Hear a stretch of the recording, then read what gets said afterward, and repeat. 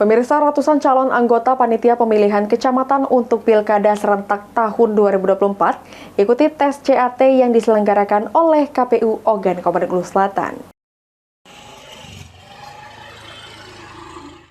Sebanyak 422 peserta calon anggota PPK yang dinyatakan lulus administrasi oleh KPU Oku Selatan mengikuti Computer Assisted Test atau CAT.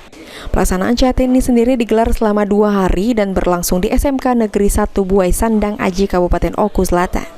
Setelah mengikuti tes CAT, selanjutnya peserta yang dinyatakan lulus akan mengikuti tes wawancara sebelum akhirnya diterima sebagai badan ad hoc KPU Oku Selatan. Para peserta calon PPK diharapkan dapat mengikuti semua tahapan dengan baik dan serius, agar anggota yang terpilih memiliki kualitas serta kompetensi dalam menjalankan fungsi badan ad hoc. KPU Oku Selatan sendiri akan merekrut 95 PPK yang akan ditempatkan di 19 kecamatan yang ada di Oku Selatan. Baik, pada hari ini kami KPU Kabupaten Ogan Komering Ulu Selatan melaksanakan tes tertulis bagi calon PPK pada pemilu tahun 2024 untuk pemilihan gubernur dan bupati Kabupaten Oku Selatan.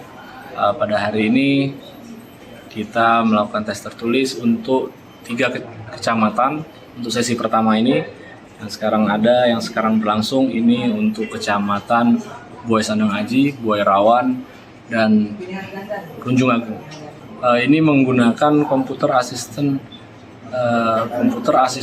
test yaitu CAT.